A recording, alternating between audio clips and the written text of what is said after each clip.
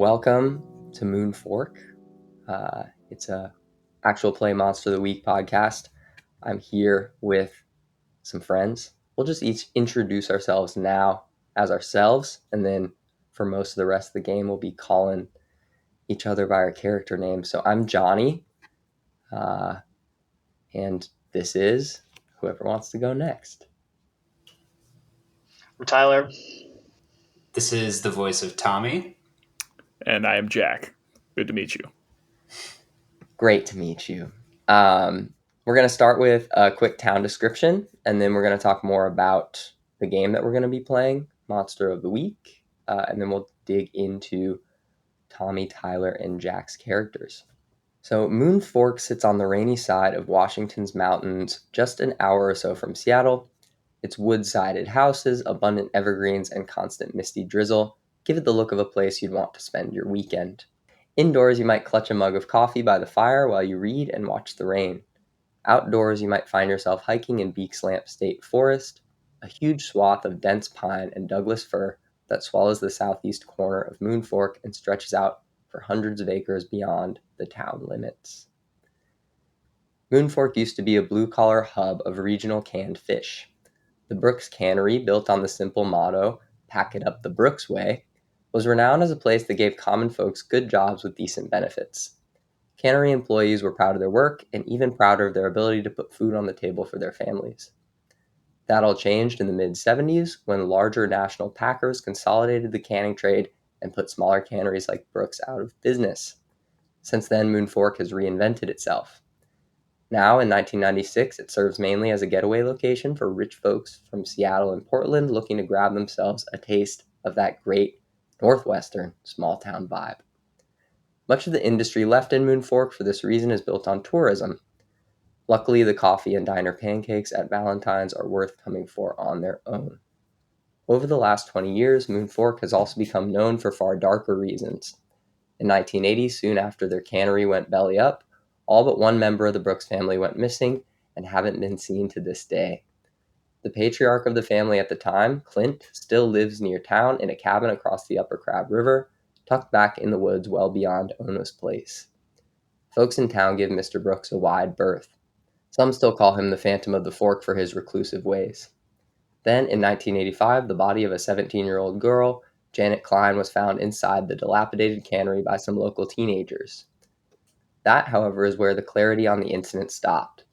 Rumors circulated that the girl was murdered. Some people claimed, however, that she had been partially transformed, that her torso had turned pale and scaly like that of a salmon, that her arms were missing and the organs she was growing could no longer support her human frame. Cryptid hunters from all over have been coming to look for traces of Fish Girl and the mystery that surrounded her death for over 10 years now. They're a boon for the town's service industry, but certainly piss off the folks who want to keep Moon Fork the quiet, blue-collar town it once was. There we have it. That's the location we're going to be playing in. It's definitely modeled after Twin Peaks in a lot of ways, kind of this small, quirky town in the state of Washington. And now we're just going to talk a little bit about the game. So Monster of the Week is a role-playing game built on the Apocalypse World system, which it's called Powered by the Apocalypse, and Apocalypse World was the first game that used this very simple kind of dice rolling, narrative-based system where every time you would, like in D&D, roll a history check or roll to attack someone, you're just rolling 2d6 instead of all those different dice, and you are adding up the number. Anything 6 or below is a failure. Anything between a 7 and 9 is a mixed success, and anything 10 and above is a complete success. Great success, as Borat might say.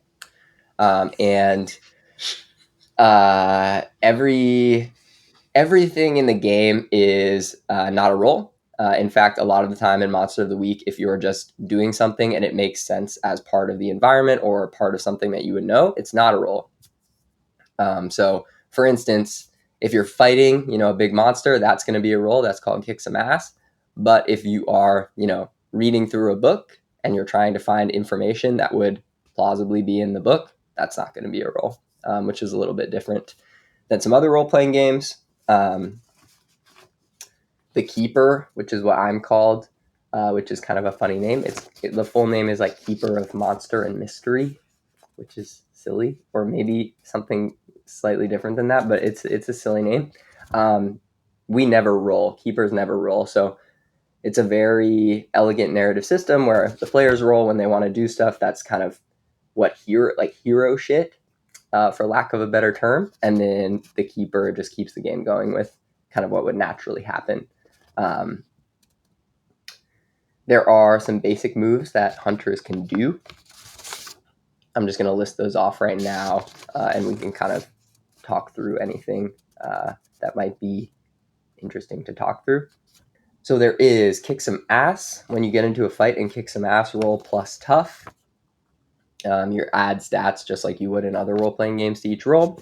And Kick Some Ass is every time you're fighting, doing anything that would be hurting someone, you're kicking ass, or hurting a monster, you're kicking ass. And the interesting part about Kick Some Ass is that you're never, rolling.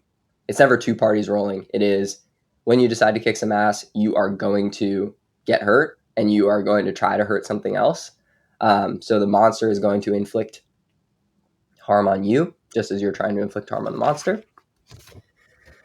There's Act Under Pressure, which is basically a catch-all for anything that is not another move. So like if you're, running away from a crime scene, being pursued by something and trying to open up a briefcase that has a lock on it, that would be Act Under Pressure. If you're trying to go on a date and be smooth, that could also be Act Under Pressure. Help Out is when you want to help another hunter. And for that, you get to add +1 to their roll if you succeed. On a mixed success, you grant them +1, but you also expose yourself to trouble or danger. And then always on fails is something I should mention as we go through these.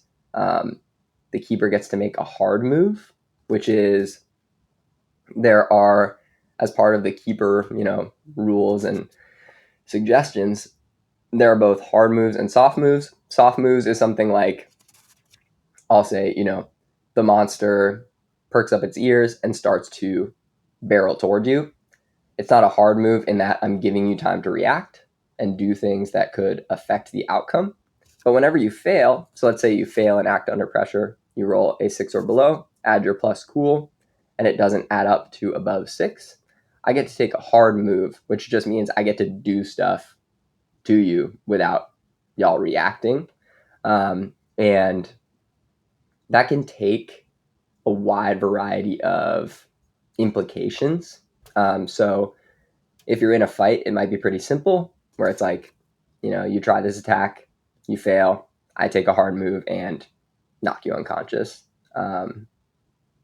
Or it could be something kind of way more meta than that, where let's say you're trying to pick a lock and you're acting under pressure because the person whose lock you're trying to pick is driving into the driveway. And if you fail on that, it could be anything from, you get caught, to something more sinister, like, a shape-shifting monster is already in the house and I just decide that for you. And so you open it up and you're like, oh, hello. And it's like looking like the person in the house, or whatever. So moving on to the other moves, we have Investigate a Mystery, which is what you're going to do when you come upon a crime scene or something strange. That grants you holds in the form of questions that you can ask. And those questions can only be answered not from like a omnipotent perspective, but rather what you can see. So like if you're at a murder scene and you ask, the questions are, what happened here? What sort of creature is it? What can it do? What can hurt it? Where did it go? What was it going to do? What is being concealed here? If you ask, what sort of creature is it at the crime scene, I would tell you, what you could learn about the creature from that crime scene. So let's say there's a big claw mark in the body that you're investigating. It's a clawed creature, etc. But I wouldn't tell you, this one's a vampire, necessarily, unless there were marks that indicated that, of course. Manipulate someone is basically when you're trying to use your charisma to get a person to do what you want them to do. You can't manipulate a monster in most scenarios unless it has like proven intelligence and has an agenda. Protect someone is similar to help out, but protect someone is you're not trying to add onto a role that another hunter does. Instead, you're trying to basically take or prevent harm that they would take and take it yourself. Read a bad situation is like investigate a mystery, but it's like the mystery hasn't happened yet. So like you would be the corpse if you didn't get out of it. So it's like if you're being attacked and you read a bad situation, you could be like, what's my best way in? What's my best way out? And you're holding questions just like you would investigate a mystery. And then the last one, which we might be doing some of to a lot of, depending on how we want this narrative to go, is use magic, which is rolling plus weird. And the use magic is really interesting. The Spell Slinger playbook, which none of us took, uses it for attacks. But for our purposes, it's going to be basically say what you're trying to achieve and how you do the spell, and then you roll plus weird.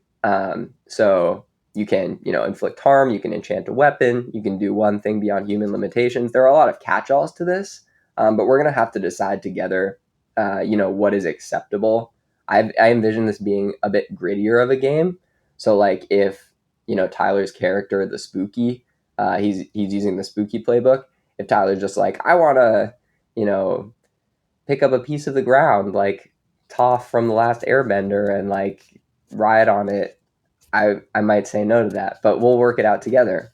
The great thing about use magic is that when it is a mixed success, there's a glitch that I get to choose, where it's like, or no, actually the player gets to choose, and then I get to decide what effect the glitch has. And some of the glitches are really narratively interesting. One of the things I like about this game is that like it doesn't lend itself necessarily to like min-maxing. Instead, it's a lot more about like what narratively makes sense. And for that reason, I think it works really well for kind of an audio storytelling medium. And then those are the basic moves. There's also a thing called Big Magic, which we probably won't get into for a while.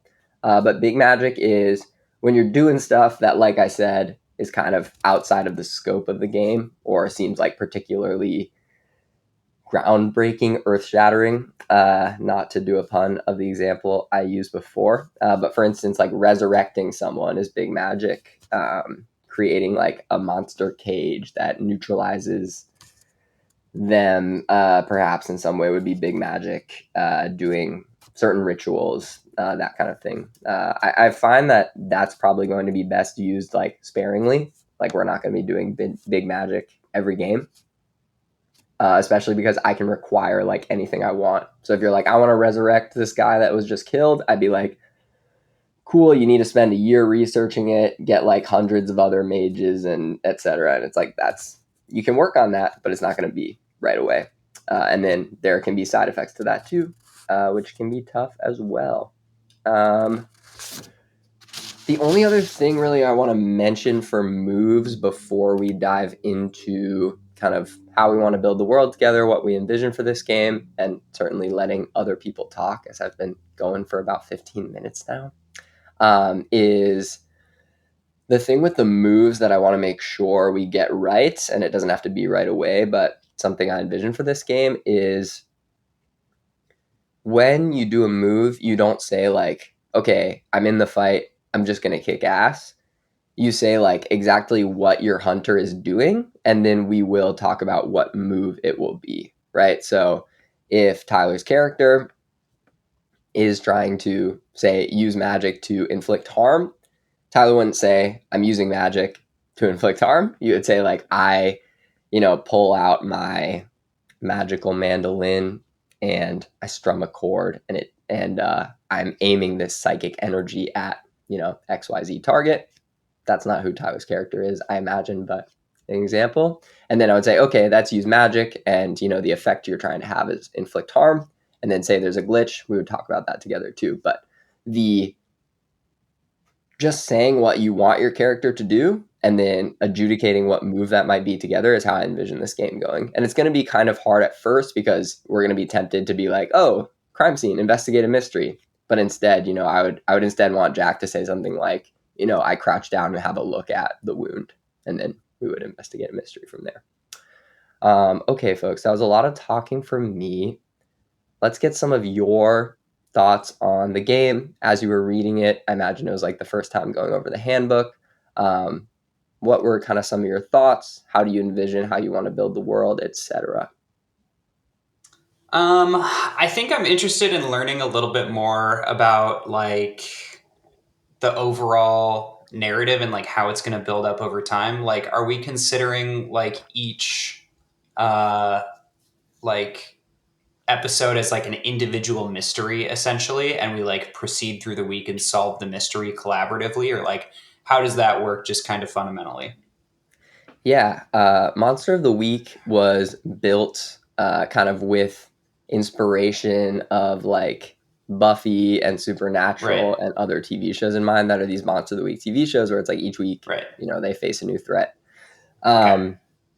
But the way that we're going to be running the game is more like I envision it in arcs. So there's going to be like each monster will likely constitute one arc, and we're going to take as long as y'all need to investigate what that monster is, what it wants to be doing, why. And then the key thing for defeating a monster is that each monster has a weakness that you need to know Mm, before you fight it, or else when you defeat it, it doesn't die. It kind of like some will like got burst it. into ash and come back again later, or some will just retreat or create a minion to fight for it while it runs away. So most of the game, it's not like D&D where like each room has an orc in it and we're doing a Hmm. ton of battles each time. It's more going to be like most of each arc is going to be figuring out what a monster wants, what it's doing, and what it exactly is.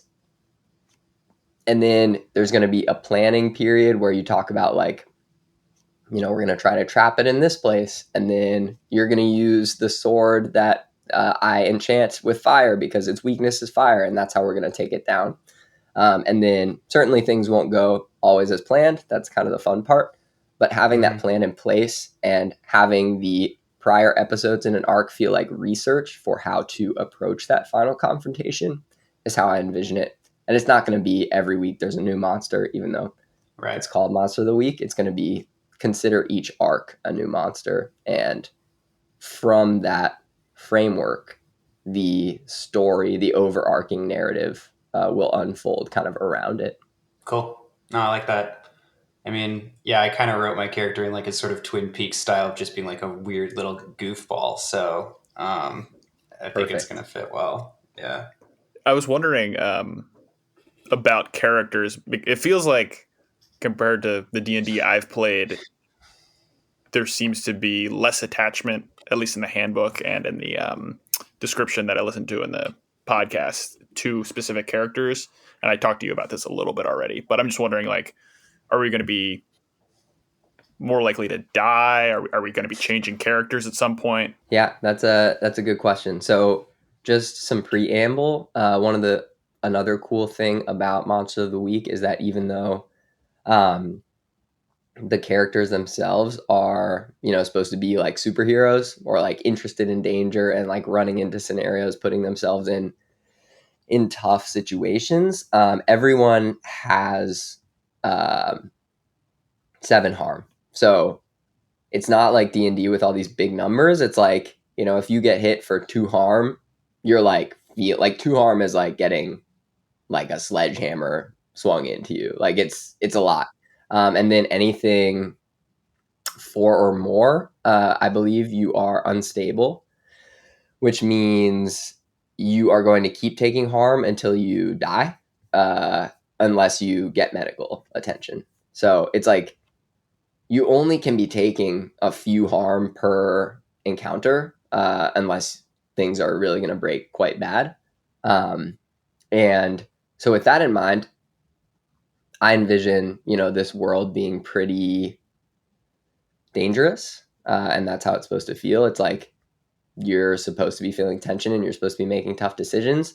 That said, I would rather not kill off anyone unless like that's where the story leads. So I think in order to imbue the world with reality or with real tension, like that's going to have to be at stake. But it's not something Okay. I'm interested in doing. I'm interested in putting you all in danger and seeing how you react to it. But I'm not interested in Okay. killing you, so you have to make a new character every week. Um, that said, it can't happen. It can happen pretty easily if you go into these fights without a plan, or you kind of approach a monster solo or without knowing enough about it. And running away in this game is a real thing that you can and should do if you're not Okay. prepared. Um, so I'm not sure if that answered the question entirely, but it's more like there are some cool mechanics in this game. Like I said, big magic if you want to resurrect someone, and we can talk through what that would look like.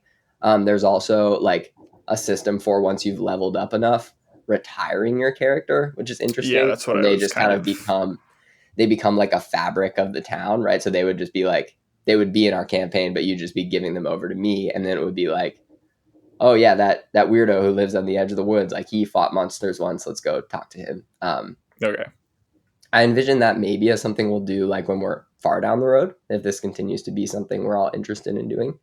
But right now, I wouldn't worry as much about that element. You'll just focus on like playing your character as you would, which is hopefully as someone who doesn't want to die to a big scary monster. And we'll see how that goes. A couple other things came up while I was describing that I want to mention. The first is another really elegant way that Monster of the Week handles experience is that whenever y'all fail, so 6 or below, you mark experience, and then I think you level up after 5 each time.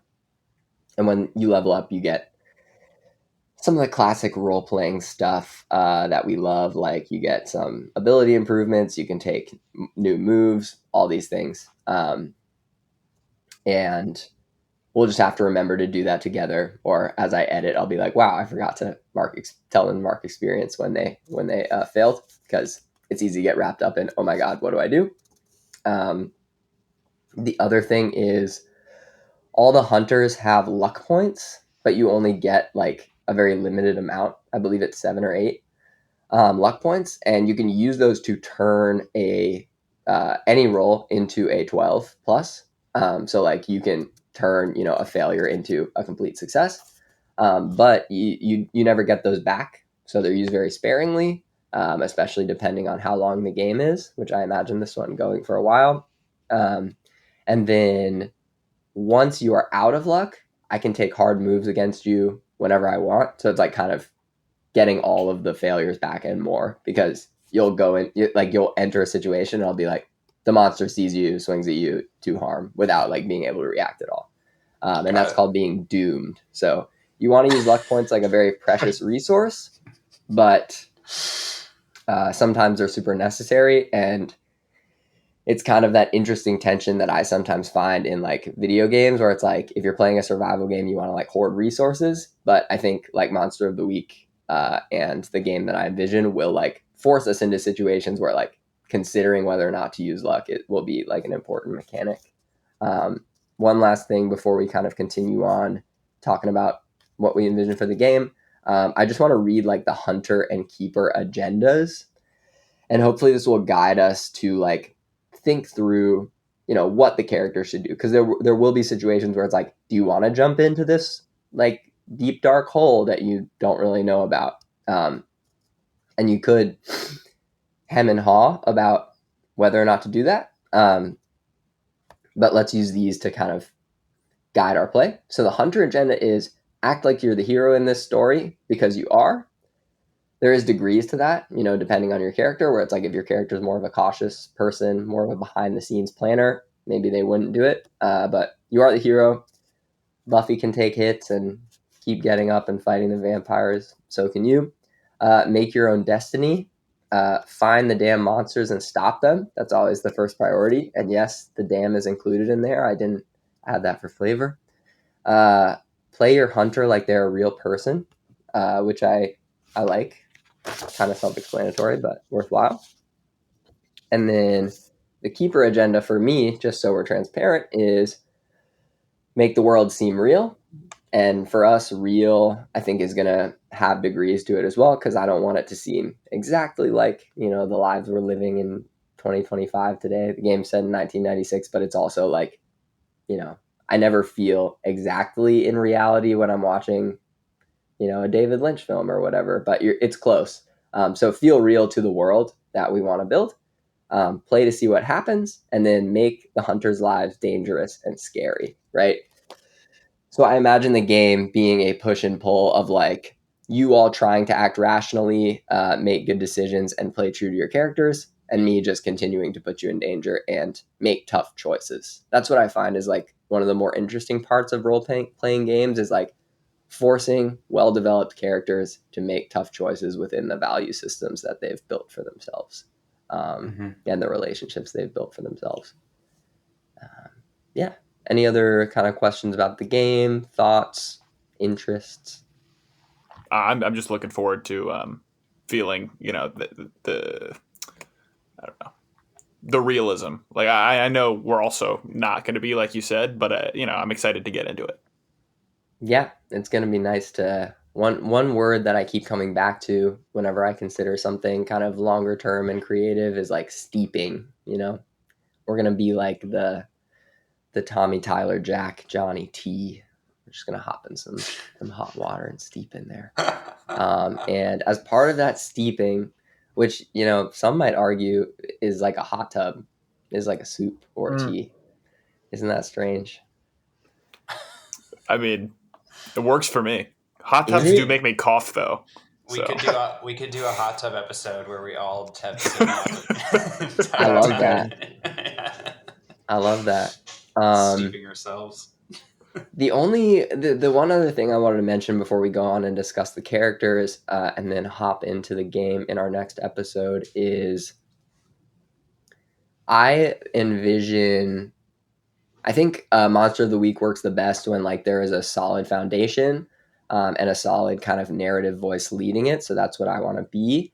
But I also want to leave a ton of space, um, to the point of like me asking you, where do you go in town when you want to do X, Y, Z, and you all feeling like you have the agency to be like, oh yeah, like I go to the pizza parlor I always go to, right outside the state forest because I like the view, and there's this weird arcade game that I like playing. And like us coming up with a name for that thing, your relationship to it, why you chose to go there in that moment, like that's all the sort of stuff that I'm really interested in. And I think that's kind of the purest form of the improv that I like doing when I play role playing games is like having that input from players, about physical locations, about relationships they might have in town, throwing out like, oh, I know this person in high school, what are they doing here, etc. And then not forcing anything upon anyone, but like stimulating the world in that way of like kind of injecting each of our not just characters but our lived experiences as players, and talking about like what that how that factors in, so it's like maybe off the cuff Tyler adds, his character's high school teacher who now is like a retiree and volunteers at, the community garden. And then later on, that person that was just kind of off the cuff created is in danger. How does Tyler's character like react to that, etc.? So that's something I'm really interested in doing as well. I think there's like a general map that I sent out to you all and kind of a general vibe of the town that I described before. But as we go, I want to build it together and see where that goes as well. That cool with everyone? I'm seeing nods. Yeah, so like collective world building, improv, making stuff up, totally within bounds. Definitely. And that's All right. something too that like I don't envision us like going through a session and it just being like playing the whole time. I envision like Mm-hmm. digressions and talking about the implications of the actions or the things that we're adding in, Yeah. as they're happening, right? That's kind of one of the cool things Cool. about actual play podcasts is you can be like, the monster rears up its head to whatever, like make a blinding light, and you all say like, well, if I did this, what would happen? And you can talk through it, right? So, and talk through it with me and talk through like what's going through your characters' heads as well, as they're doing XYZ. I think that at least for me, that's one of the more fun things because it puts us at this crossroads of building the fiction, almost like, a little mental movie for the listeners, but then also going behind the scenes right away of like, I have these options, but I have to play it true to the character. So I choose option C because whatever. The way you describe it almost makes me think of a coloring book. Oh, I love that. Yeah. So I'm kind of like providing uh, the The outlines image, and we're yeah, yeah. coloring them in. Yeah. I love that. And then there's also one of the other things that really fascinates me about this medium is that then we all have kind of what we're imagining as four individuals, but then the person listening to it also has what they're imagining, and it creates a very uh, I don't know, a tapestry full of potential. So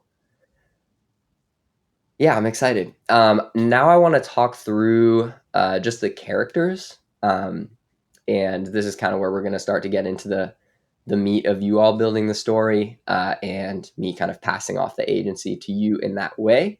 Um, and I want to just have a go and start on that right now. So how about we start with Tommy, and then we'll go, yeah, Tommy, Tyler, Jack. And then what I want out of this is have each player introduce their character, and why they're in town. And I also want to offer at this moment just like, I have some ideas for how you all will get to know each other, and we're going to play those scenes out in the first game. Um, but if you have a compelling idea, this is kind of where I want to start that collaborative fiction element. If you have a compelling idea for like, we've had this relationship for a while, or I just met them when I did this, or, our families knew each other, etc., for how you all are related, I'm open to hearing those now too. And I only have a few hard lines on where that could go. So introduce your character, why they're in town, and their relationships to the other characters if you have any ideas about that. And if you don't, then we'll just play that out when the game starts. So we'll start with Tommy. All right. I'm just going to read the paragraph of background that I wrote, and I might pepper in some color commentary as well. But yeah, I think that's a good place to start. So my character's name is Mystic Mikey, and he's using the expert playbook now, but once he was a pretty weird kid. He, as a child, devoted every waking hour to the development of supernatural detection devices. So I essentially imagined that he was like learned how to build a ham radio as like a Boy Scout and got really into like point to point radio systems and was like listening to like maybe underground radio that was like not age appropriate or something like that, and like hearing about like ghost stories and weird stuff like from that experience. Um, in his young adulthood, after graduating from high school, he started distributing his own theories on paranormal activity via any channel available and to anyone who will listen. Radio, magazine, flyer, megaphone. You can imagine him maybe standing on the street like a carnival barker handing out like weird alien pamphlets and stuff like that. And growing up just a few towns over from Moon Fork, he had always been intrigued by its reputation for the paranormal. And from an appearance perspective, maybe just because he has always been exposed to various radio waves, he occasionally faintly glows green, but nobody really knows why. He's just kind of a little bit green. Um, he quietly moved to Moon Fork a couple of months ago and has been diligently working on his hideout, which is a character feature as well, while growing a modest audience of paranormally inclined townsfolk. Business is okay, but recently he received a tip that may change his life forever, and it's kind of the lead into whatever's going to happen next. So, uh, I don't know. Mystic Mikey basically hangs out in his hideout. He tinkers. He makes weird stuff. He has a flamethrower, which seems pretty cool.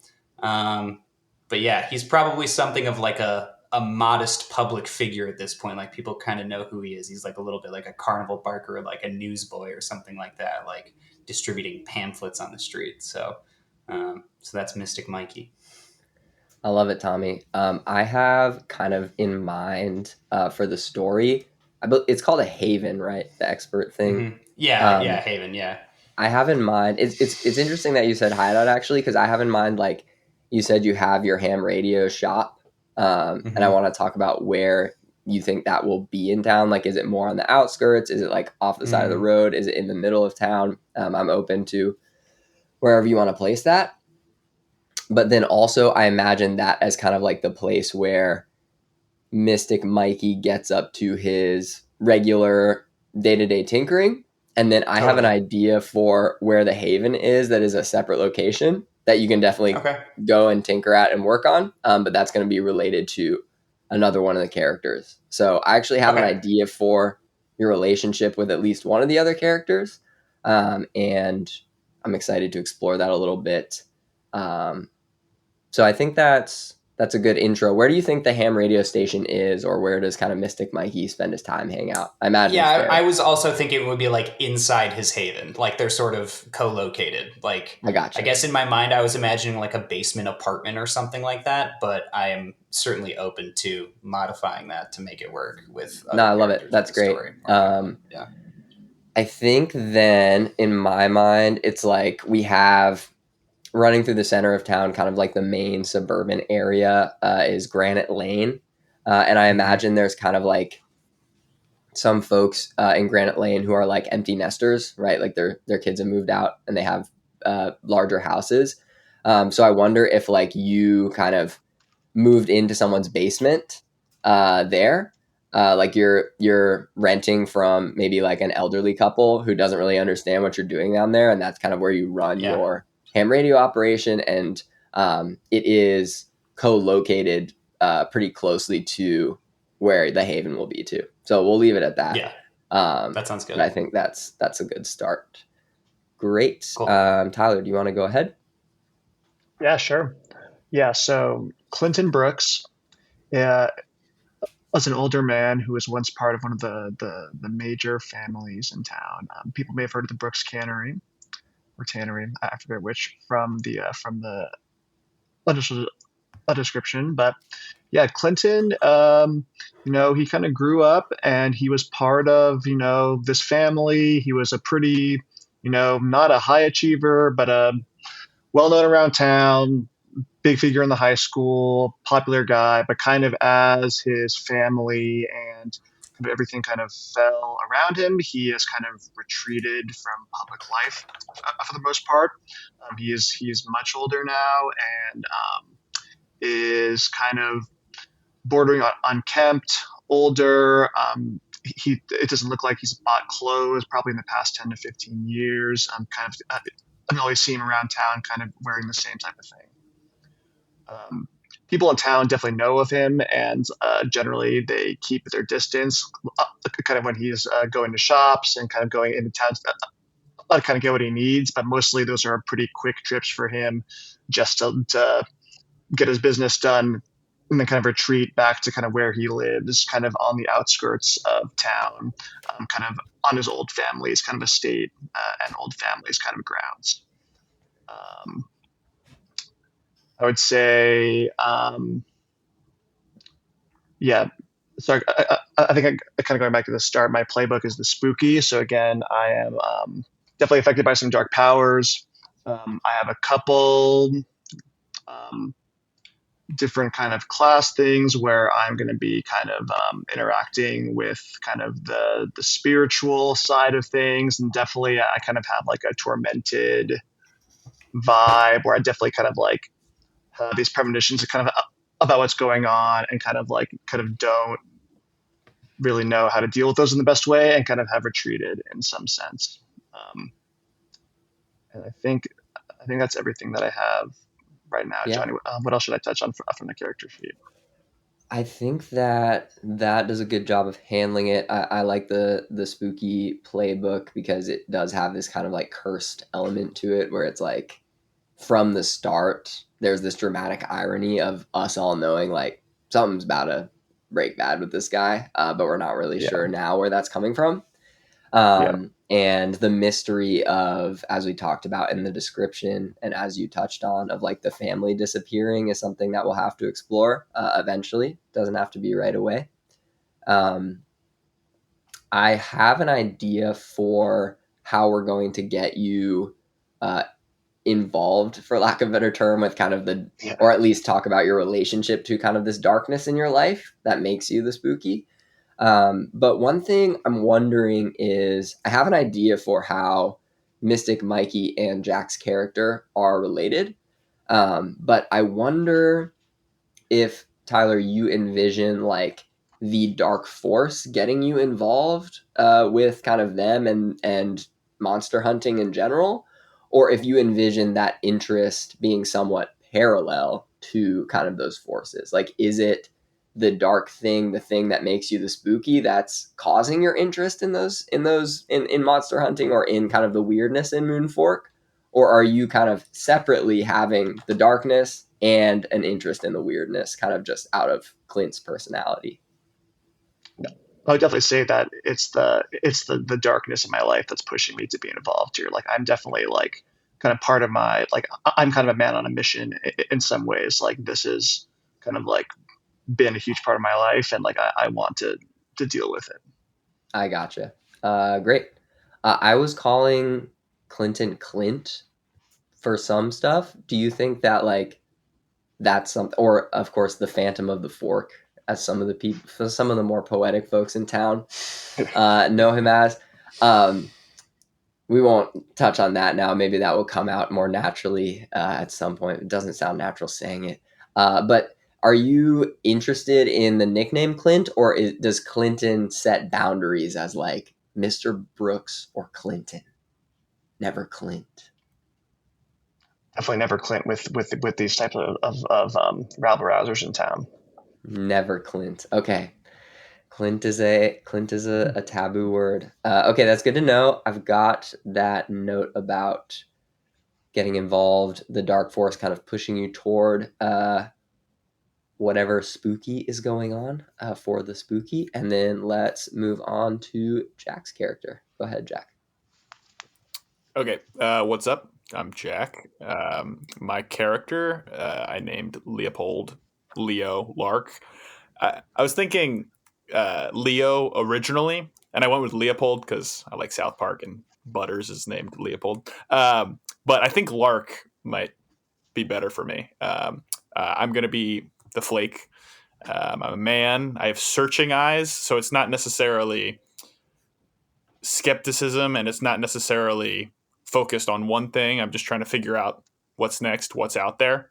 Um, I think kind of not that this is cliche, but compared to both of your characters, I think I'm more based in the real. Like my profession is an ornithologist, and I specifically study loons. So like I feel a little bit more grounded, I guess, in the real and things I can see, in things that I'm like very used to. Um, what else? So in terms of the weapons I have a 38 because in the field, especially like in the wilderness, in the Pacific Northwest, there's moose, there's bears, and a 38 doesn't jam. I have a Watchman's flashlight and a folding knife. And I wrote a little bio. So I say Moonfork is my home part time. As an ornithologist who studies the common loon, I follow the asylum, which is the name for a congregation of loon. I spend the breeding season in Lake Placid, New York, so I'm only here half the year. But I like loons because they exhibit some organized chaos. They stay with their partners, nest in the same spots year over year if they've successfully raised their loonlet, which is a baby loon. And they're perfectly streamlined like a penguin. Still, they stand out from other birds, though, because they have some strange calls. They can't walk on land. They can't take off from land. If they land in a body of water that's too small, they can't take off either. They need a long runway. Um, uh, yeah, their deficiencies in some areas, though, make them proficient in others. Underwater, they hunt and gorge. They track down the fastest of fish, and their trademark antics help them understand the movement of a shrimp before they can escape. I relate to them in that way. Not a universal man. I'm good at what I'm good at, not so good at everything else. Um, don't hang out with a lot of people, but I've grown a pretty good group of friends here in Moonfork, and it's easy to compartmentalize because I do move back and forth over the course of the year. So time is very segmented for me in that way.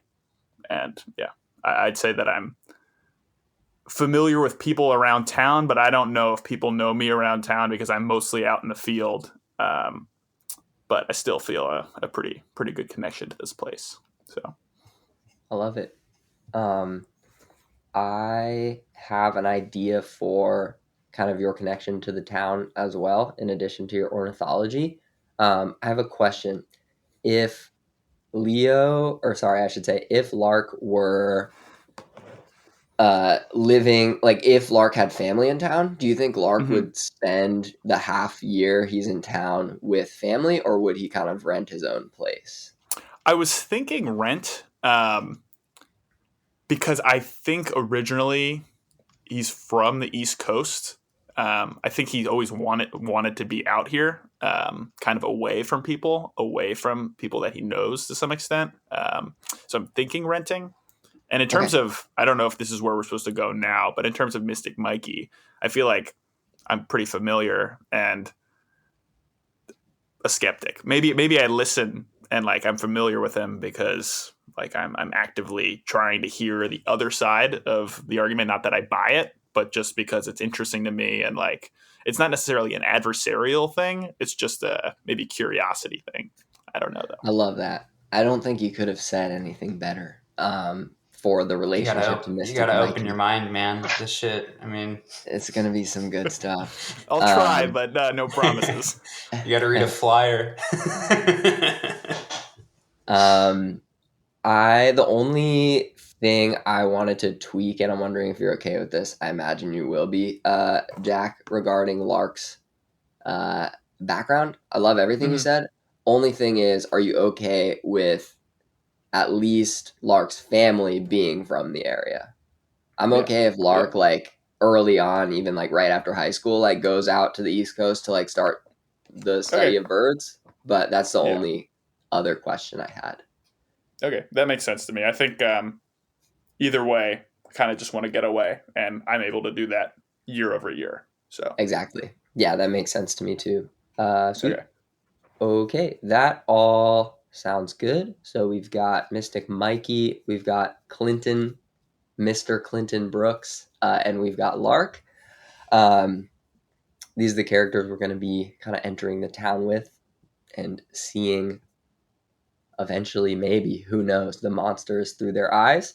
Um, Before we head on to the next episode and into the game, I wanted to leave this portion of the podcast first by just mentioning a few things, a few notes that came up while y'all were introducing your characters, and then introducing the three foundational rules of Moonfork. Very important rules. We're going to get to them soon. The main note that I had listening to you all talk about the characters were some of y'all mentioned equipment, which is great, and you can definitely have those things. Um, Need to have a narrative reason for having them. I'm sure Mystic Mikey has the flamethrower reason on lock, just like Lark has the 38 reason on lock. But there is actually one of y'all took a move. I think it is the expert move, potentially like prepared, where like you can just have That's stuff if you fine. roll good enough, which is so Yeah, funny. And yeah. I think that makes sense for Mystic Mikey, where it's just like, yeah, I mean, I carry this around with me. It's in my pocket. Um, Just got. Outside of that special move, anything we have in game, I would prefer to be like moon fork oriented and less like playbook oriented. So on some of the playbooks, it's like you can take like I think there's one um, on Clinton's playbook that's like juju bag, and it's like I don't even know what that is. I don't know why Clinton's got a Yeah. juju bag, which is like I think supposed to be inspired by the Dresden Files, like having the fairy dust or whatever. And Clinton can definitely have that, but we'll probably come up with a different name and reason why he has it as we play. So as far as equipment and other like things you get on your playbook goes outside of moves, um, we'll just make sure there's a narrative reason for that. And it doesn't mean you can't have those things. It's more just like I want to know why, and I'm sure some of the listeners would want to know why. Um, Outside of that, any other questions before we close with the dramatic three rules of Moon Fork? I just put it in the chat, but Mikey also has a juju bag, so maybe he gets it from Maybe Yeah, Clinton gets his from maybe Mikey or Clinton. something Maybe like that. that's Like, what. Maybe yeah, that's what the Phantom of the Fork is doing out there in the woods all this time. It's just making juju bags for making people. juju Juju bag. I've been hard at work on my juju bag. Okay, 3 rules of Moon. I gotta get ready to do these voices. 3 rules of Moon Fork. There's wood paneling in unexpected places. Now, you all can use these things, okay? So make sure to take note. There's wood paneling in unexpected places. 2, fresh coffee is closer than you think. And 3, it's probably raining. Thanks for listening to this setup episode. We'll see you in the next one for the pilot or episode 1 or whatever you want to call it. Weird America, would you give me this one thing?